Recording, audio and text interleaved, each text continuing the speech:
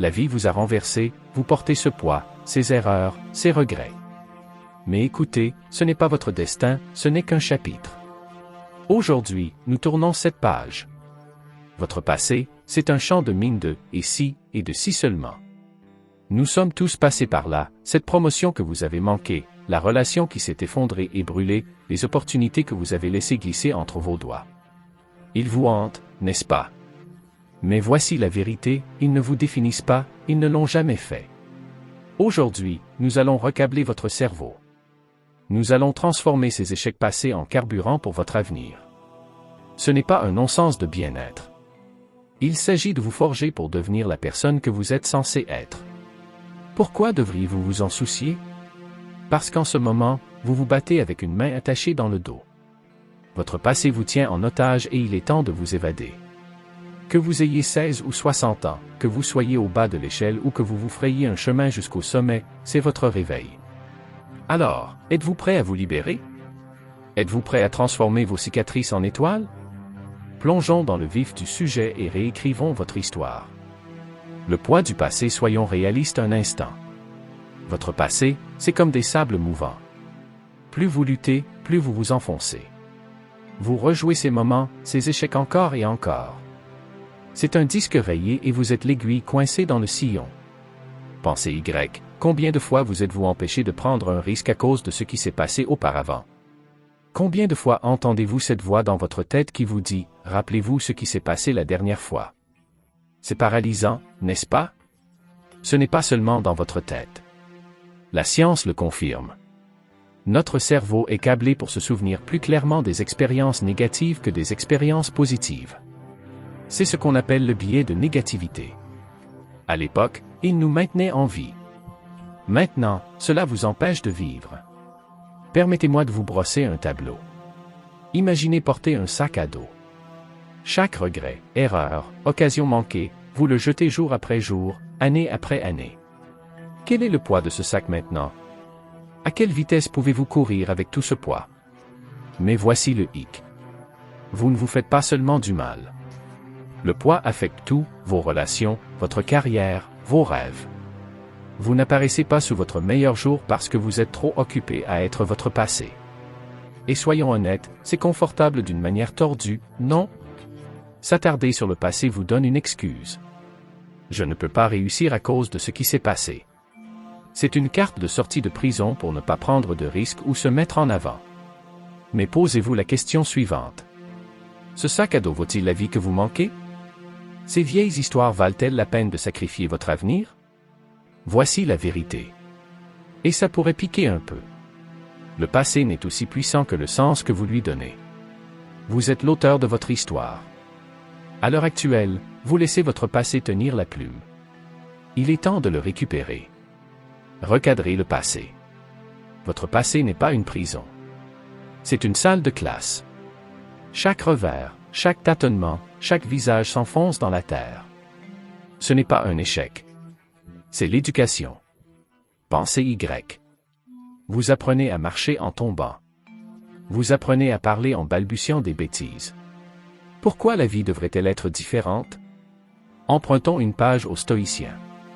Ces philosophes de l'Antiquité avaient une idée révolutionnaire. Les événements extérieurs ne nous font pas de mal. C'est notre jugement à leur sujet qui fait les dégâts. Marc Aurèle, empereur de Rome, a dit « Vous avez le pouvoir sur votre esprit, pas sur les événements extérieurs. Réalisez-le et vous trouverez de la force. » Alors, comment faisons-nous cela? Comment transformer notre passé d'un fardeau en un coup de pouce? Tout d'abord, arrêtez de vous voir comme une victime. Vous n'êtes pas un punching ball pour le destin. Vous êtes un guerrier en formation. Chaque coup que vous prenez, cela ne fait que vous endurcir pour le prochain tour. Deuxièmement, soyez curieux. Au lieu de vous en vouloir pour vos erreurs passées, demandez-vous ce que je peux apprendre de cela. Cette relation ratée vous a peut-être appris ce dont vous avez vraiment besoin chez un partenaire. Et cette perte d'emploi vous a peut-être montré ce qui vous passionne vraiment. Troisièmement, pratiquez la gratitude. Ouais, je sais que ça a l'air doux, mais écoutez-moi. Et si chaque mauvaise chose qui vous arrivait vous préparait à quelque chose de mieux? Cette rupture? Cela vous a libéré pour rencontrer la bonne personne. Ce revers au travail? Cela vous a poussé à démarrer l'entreprise dont vous rêviez. Voici un défi pour vous. Prenez votre plus grand regret, celui qui vous empêche de dormir la nuit, puis trouvez 3 façons dont il vous a rendu plus fort, plus sage ou plus résilient. Je vais attendre. Fait. Bon. C'est le pouvoir du recadrage. Vous venez de transformer le poison en médicament. N'oubliez pas que votre passé ne vous définit pas. Il vous affine. Il ne s'agit pas d'oublier ce qui s'est passé. Il s'agit de changer ce que cela signifie. Vous n'effacez pas votre histoire. Vous êtes en train de le réécrire. Alors, êtes-vous prêt à cesser d'être prisonnier de votre passé et à en devenir un étudiant à la place? Apprendre de l'échec. Allons droit au but. L'échec n'est pas votre ennemi. C'est votre meilleur allié. Chaque fois que vous tombez, vous ne prenez pas de retard. Vous tombez en avant. Pensez à la dernière fois que vous avez échoué, à la déception déchirante, à la honte, au doute de vous-même. Maintenant, imaginez si vous pouviez exploiter cette énergie, transformer cette douleur en puissance. Épictète, un philosophe stoïcien qui est né dans l'esclavage et qui est devenu l'un des plus grands penseurs de son temps, a dit « Ce n'est pas ce qui vous arrive, mais la façon dont vous y réagissez qui compte. » Laissez-le s'enfoncer. Votre échec ne vous définit pas. C'est votre réponse qui le fait. Voici une dure vérité. Le succès est un mauvais professeur. C'est séduisant. Cela vous fait croire que vous êtes invincible. L'échec vous donne faim. Cela vous permet de rester humble. Cela vous permet d'apprendre. Permettez-moi de vous poser la question suivante. Avez-vous déjà rencontré quelqu'un qui n'a jamais échoué? Je vais vous dire à quoi il ressemble, doux, non testé, non préparé aux vrais défis de la vie. Maintenant, pensez aux personnes que vous admirez, celles qui ont atteint la grandeur. Je vous garantis que leur chemin n'était pas une ligne droite. C'était un gribouillage désordonné et chaotique de tentatives, d'échecs et de retours. Prenez Thomas Edison. L'homme a échoué 1000 fois avant d'inventer l'ampoule électrique. Lorsqu'on l'a interrogé à ce sujet, il a déclaré « Je n'ai pas échoué. Je viens de trouver 10 000 façons qui ne fonctionneront pas. » C'est l'état d'esprit d'un gagnant. Ou considérez J.K. Rowling. Avant Harry Potter, elle était une mère célibataire fauchée, divorcée, qui vivait de l'aide sociale. 12 éditeurs ont rejeté son premier livre. Aujourd'hui, elle est l'une des auteurs les plus célèbres de l'histoire. Ce ne sont pas seulement des histoires de bien-être. Ce sont des plans. Ils nous montrent que l'échec n'est pas l'opposé du succès. Cela fait partie du succès. Alors voici ce que je veux que vous fassiez. La prochaine fois que vous échouerez, et que vous échouerez parce que vous êtes humain et que vous essayez, je veux que vous célébriez.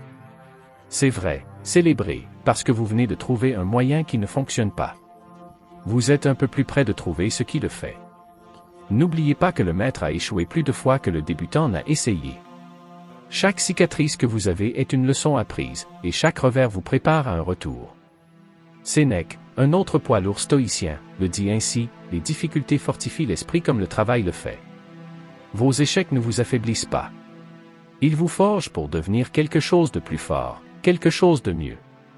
Je veux donc que vous me fassiez une promesse. La prochaine fois que vous échouez, au lieu de vous en vouloir, posez-vous ces questions. Qu'est-ce que cela m'a appris? Comment puis-je l'utiliser? En quoi cela m'a-t-il rendu plus fort? Parce que voici la vérité. Vous n'avez pas échoué jusqu'à ce que vous abandonniez. Tout le reste n'est que de l'apprentissage. Alors, êtes-vous prêt à transformer vos échecs en carburant? Êtes-vous prêt à tomber en avant? Le pouvoir de la concentration actuelle. Écoutez, votre pouvoir n'est pas dans votre passé. Ce n'est pas dans votre avenir. C'est ici, maintenant. Le moment présent, c'est votre terrain de jeu. Soyons réalistes. Combien de temps passez-vous à revivre les erreurs du passé ou à vous inquiéter des problèmes futurs? Si vous êtes comme la plupart des gens, c'est beaucoup trop. Vous laissez la vie vous glisser entre les doigts alors que vous êtes coincé dans votre tête.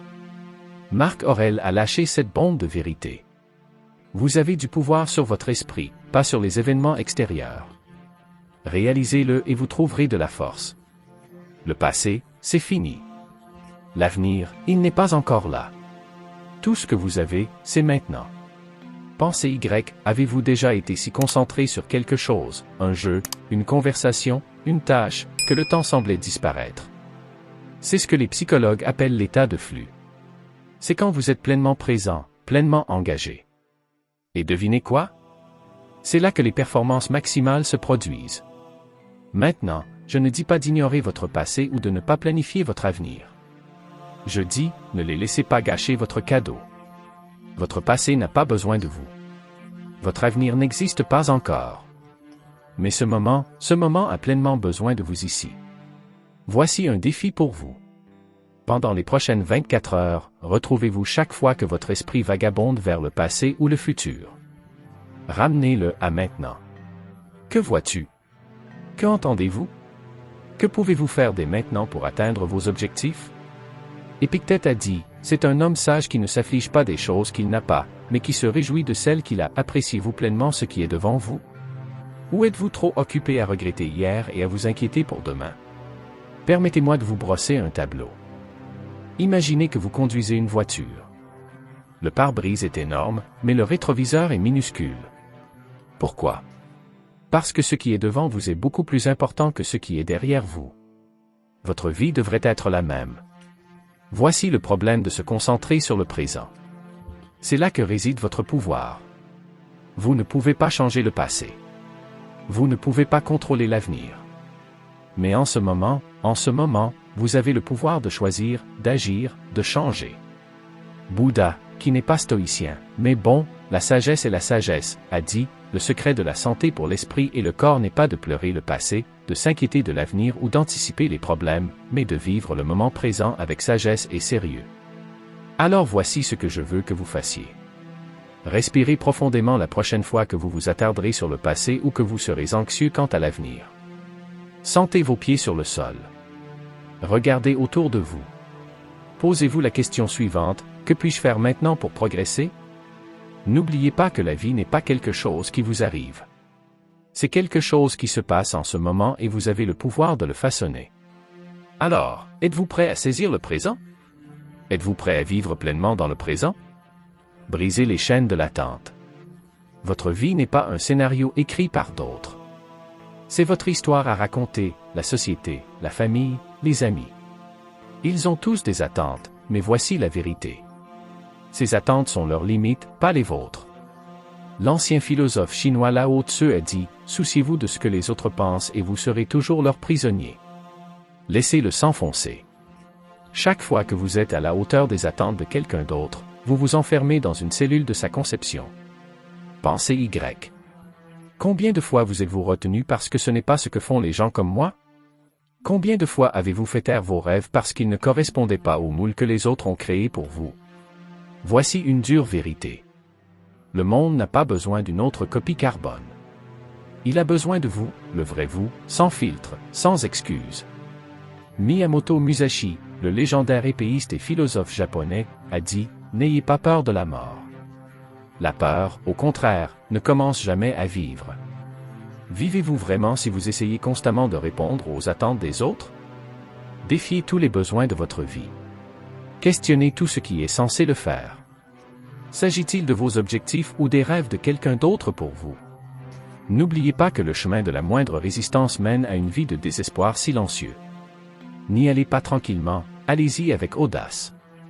Allez dans la direction qui met le feu à votre âme, quitte à décevoir quelques personnes en cours de route.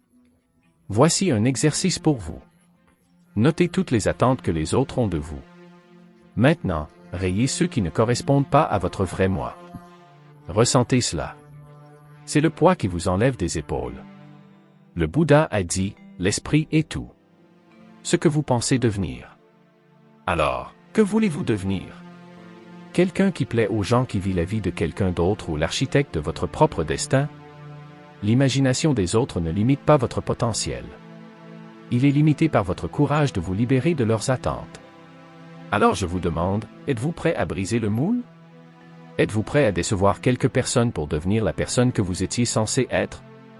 Car rappelez-vous, à la fin de votre vie, vous ne regretterez pas les attentes que vous n'avez pas su satisfaire. Vous regretterez la vie que vous n'avez pas réussi à vivre. Façonnez votre avenir. Votre avenir n'est pas une terre lointaine dans laquelle vous tomberez. C'est un endroit que vous créez dès maintenant avec chaque choix que vous faites. Votre passé, ce n'est que la matière première. Vous êtes le forgeron et ce moment est votre forge. Mettons les choses au clair. Votre avenir n'est pas gravé dans le marbre. Vos erreurs passées ou votre situation actuelle ne le dictent pas. Il est façonné par vos actions, vos décisions et, surtout, votre état d'esprit. Sénèque, ce vieux dur à cuire stoïque disait, ce n'est pas parce que les choses sont difficiles qu'on n'ose pas s'aventurer. C'est parce qu'on n'ose pas s'aventurer que les choses sont difficiles. Pensée Y. Combien de fois vous êtes-vous retenu parce que vous pensiez que vous n'étiez pas prêt, parce que vous aviez peur d'échouer à nouveau? Voici la vérité. Vous ne serez jamais prêt à 100%. Le moment parfait n'existe pas. Votre avenir se construit dans les tranchées d'aujourd'hui par le sang, la sueur et un mouvement implacable vers l'avant. Imaginez ceci. Vous êtes au pied d'une montagne. Votre passé est la vallée derrière vous. Votre avenir est le sommet qui vous attend. Maintenant, allez-vous rester là, à regarder le sommet, paralysé par sa hauteur, ou allez-vous commencer à grimper une marche à la fois? Marc Aurèle n'a pas mâché ses mots quand il a dit que vous avez le pouvoir sur votre esprit, pas sur les événements extérieurs. Réalisez-le et vous trouverez de la force. Votre avenir n'est pas quelque chose qui vous arrive. C'est quelque chose qui vous arrive. Maintenant, je veux que vous réfléchissiez à ce que vous voulez être dans 5 ans. Je l'ai? Bon. Maintenant, voici la question à $1 million. Que faites-vous aujourd'hui pour que cela se produise? Parce que vos actions présentes créent votre moi futur. N'oubliez pas ceci. Chaque grande réalisation de l'histoire a commencé par un seul pas. La grande muraille de Chine a commencé avec une seule brique. Votre transformation commence par une décision dès maintenant. Voici une dure vérité. Votre passé n'est pas égal à votre avenir à moins que vous n'y viviez. Vous n'êtes pas un arbre. Vous n'êtes pas enraciné à un seul endroit. Vous pouvez bouger. Vous pouvez grandir. Vous pouvez changer. Épictète a laissé tomber ce bijou. Dites-vous d'abord ce que vous seriez et ensuite faites ce que vous avez à faire. Il ne suffit pas de rêver à son avenir. Vous devez travailler pour que cela devienne réel. Alors voici ce que je veux que vous fassiez. Prenez une feuille de papier, écrivez votre vision de votre avenir. Maintenant, en dessous, écrivez 3 choses que vous pouvez faire cette semaine pour avancer vers cette vision. Pas le mois prochain. Pas l'année prochaine. Cette semaine. N'oubliez pas que votre avenir se crée dans le présent. Chaque décision que vous prenez et chaque action que vous entreprenez est un coup de pinceau sur le chef-d'œuvre de votre vie. Alors, allez-vous continuer à ressasser la même vieille image ou êtes-vous prêt à créer quelque chose de nouveau? Votre passé vous a amené ici, mais il ne décide pas où vous allez ensuite. Cette puissance est avec vous ici et maintenant. Alors je vous le demande, êtes-vous prêt à forger votre avenir? Êtes-vous prêt à devenir l'architecte de votre destin? Transformez la douleur en pouvoir. Cette douleur que vous portez, ce n'est pas un fardeau. C'est du carburant de fusée. Chaque cicatrice, revers et moment qui vous a mis à genoux n'est que de l'énergie potentielle et il est temps de l'allumer. Nietzsche, qui a été fortement influencé par la pensée stoïcienne, a dit « Ce qui ne nous tue pas nous rend plus forts. » Mais je vais aller plus loin. Cela ne vous rend pas seulement plus fort. Cela vous rend inarrêtable. Pensée Y. Chaque épreuve que vous avez rencontrée vous a appris quelque chose. Résilience, créativité, courage. Ce ne sont pas seulement des mots fantaisistes. Ce sont des armes que vous avez forgées dans les feux de l'adversité. Rappelez-vous ceci, les personnes les plus influentes de l'histoire ne sont pas celles qui ont eu la vie facile. Ce sont ceux qui ont traversé l'enfer et qui en sont revenus avec une carte pour les autres. Alors voici ce que je veux que vous fassiez. Prenez votre plus gros point douloureux, la chose qui vous empêche de dormir la nuit. Maintenant, demandez-vous, comment puis-je l'utiliser? Comment puis-je transformer ce poison en médicament? Pas seulement pour moi, mais pour les autres. Cette entreprise en faillite peut devenir la base d'un programme de mentorat.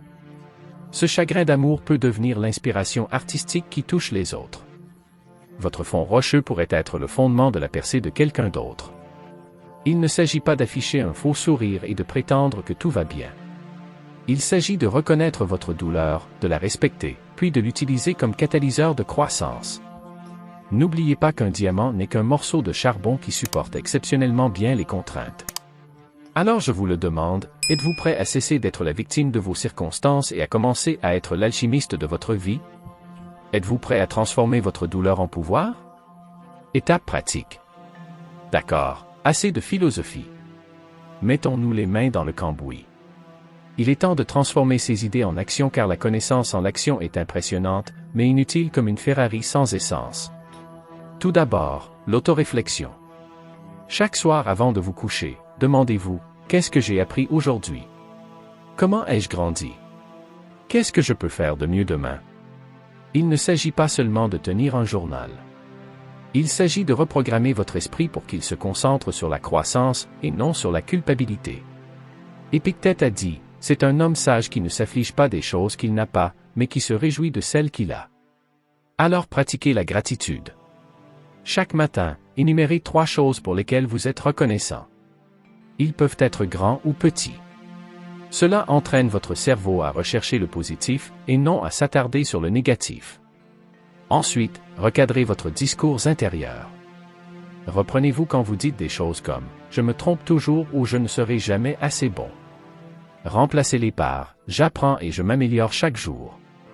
Vos paroles façonnent votre réalité. Choisissez-les judicieusement. En voici un qui est puissant. Créez un CV d'échecs. Énumérez vos plus grands échecs et ce que vous apprenez de chacun. Ce n'est pas une fête de pitié. C'est une célébration de votre résilience. C'est la preuve que vous pouvez prendre un coup et continuer à avancer. Marc Aurèle a écrit, « Vous avez le pouvoir sur votre esprit, pas sur les événements extérieurs. Réalisez-le et vous trouverez de la force. » Alors pratiquez la pleine conscience. Réservez 10 minutes par jour pour respirer et être présent. Cela renforce votre muscle mental pour rester concentré sur le présent et non piégé dans le passé. Parlons maintenant des objectifs. Ne vous contentez pas de les régler, inversez-les. Envie de courir un marathon? Commencez par un 5 km. Envie d'écrire un livre? Commencez par une page par jour.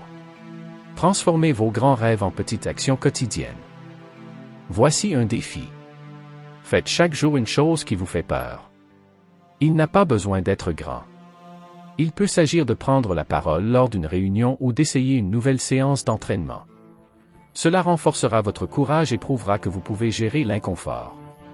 Rappelez-vous, nous souffrons plus souvent en imagination qu'en réalité, comme l'a dit Sénèque. Alors pratiquez la visualisation. Passez 5 minutes par jour à vous imaginer réussir, surmonter les obstacles et devenir la personne que vous voulez être. Utilisez-le à votre avantage, car votre esprit ne peut pas toujours faire la distinction entre l'imagination et la réalité. Enfin, entourez-vous de personnes soucieuses de croissance. Trouvez des mentors, rejoignez des groupes et lisez des livres de ceux qui ont surmonté des défis similaires. Votre environnement vous façonne. Assurez-vous qu'il vous façonne dans la bonne direction. Maintenant, je sais ce que vous pensez. Cela semble beaucoup de travail, et vous avez raison, c'est le cas. Mais posez-vous la question suivante, la vie que vous voulez en vaut-elle la peine? Êtes-vous prêt à travailler pour devenir la personne que vous savez que vous pouvez être? N'oubliez pas que chaque maître a été un désastre et que chaque expert a été un débutant. La seule différence? Ils n'ont pas laissé leur passé les définir. Ils l'ont utilisé comme rampe de lancement. Alors, par laquelle de ces étapes allez-vous commencer aujourd'hui? Lequel résonne le plus en vous? Parce que voici la vérité. Le meilleur moment pour planter un arbre était il y a 20 ans. Le deuxième meilleur moment, c'est maintenant. Votre futur moi vous regarde. Que allez-vous leur montrer? Surmontez les défis. Avouons-le, ce voyage ne sera pas une promenade de santé. Vous allez faire face à des obstacles. Des doutes vont s'insinuer. Les vieilles habitudes essaieront de vous faire reculer. Mais rappelez-vous ceci, l'obstacle est le chemin. Marc Aurèle a dit, l'obstacle à l'action fait avancer l'action. Ce qui fait obstacle devient le chemin. Pensez Y. Chaque défi auquel vous êtes confronté est une occasion de prouver votre force, d'aiguiser vos compétences et de devenir encore meilleur que vous ne l'étiez auparavant. Premier défi, la voix dans votre tête.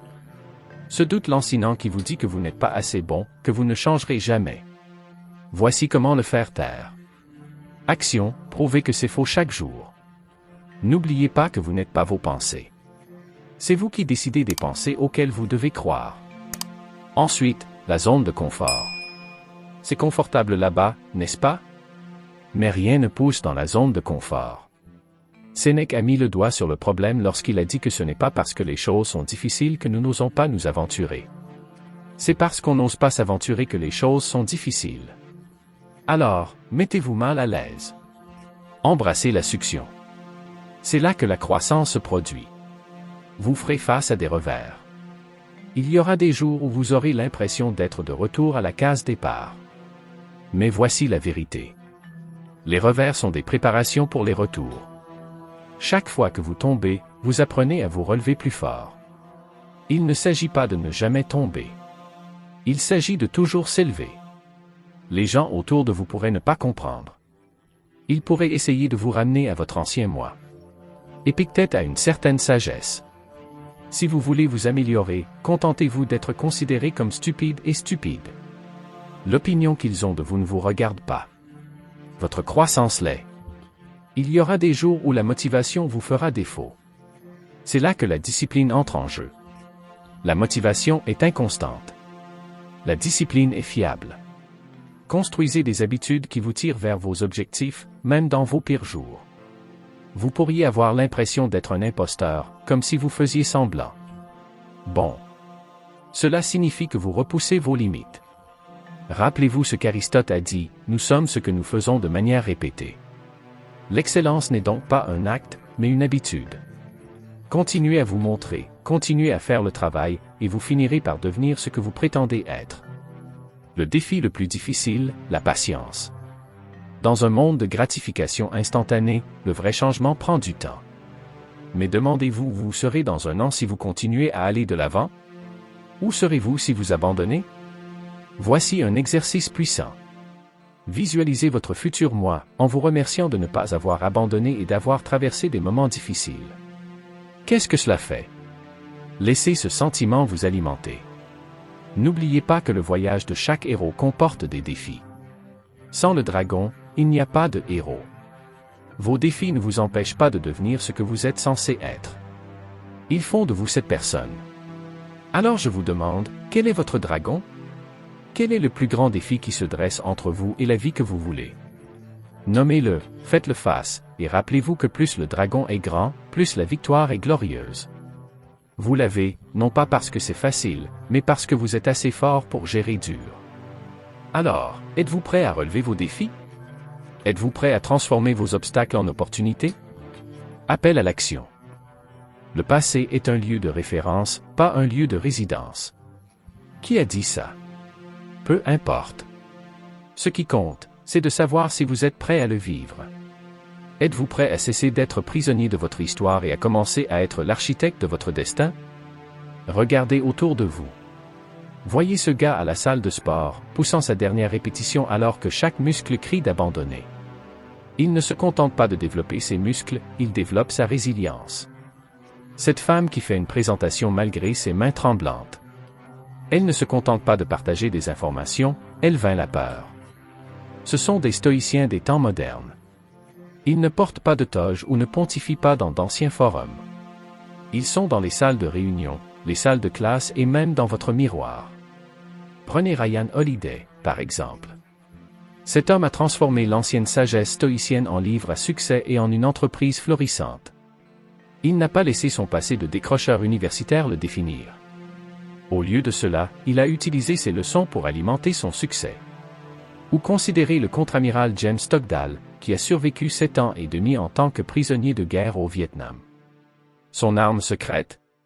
Philosophie stoïcienne. Il a dit, je n'ai jamais perdu la foi à la fin de l'histoire. Je n'ai jamais douté que je m'en sortirais et que je l'emporterais à la fin et que je transformerais l'expérience en l'événement déterminant de ma vie, qu'avec le recul, je n'échangerai pas. Ce ne sont pas des surhumains. Ce sont des gens comme vous qui ont décidé de prendre le contrôle de leur histoire. Voici donc le défi que je vous lance. Commencez dès aujourd'hui. Pas demain, pas la semaine prochaine. Aujourd'hui. Choisissez une chose, une seule, que vous avez évitée à cause d'échecs passés ou de la peur.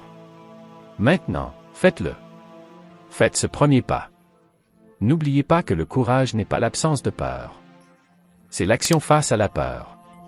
Écrivez cette citation de Marc Aurèle et collez-la là où vous la verrez tous les jours. Vous avez du pouvoir sur votre esprit, pas sur les événements extérieurs. Réalisez-le et vous trouverez de la force. Votre passé ne vous définit pas à moins que vous ne le laissiez faire. Votre avenir n'est pas gravé dans le marbre. Il est façonné par les choix que vous faites maintenant, en ce moment. Alors, qu'est-ce que ça va être? Allez-vous continuer à laisser votre passé écrire votre histoire ou êtes-vous prêt à prendre la plume et à devenir l'auteur de votre propre vie? C'est vous qui choisissez. Le moment est venu.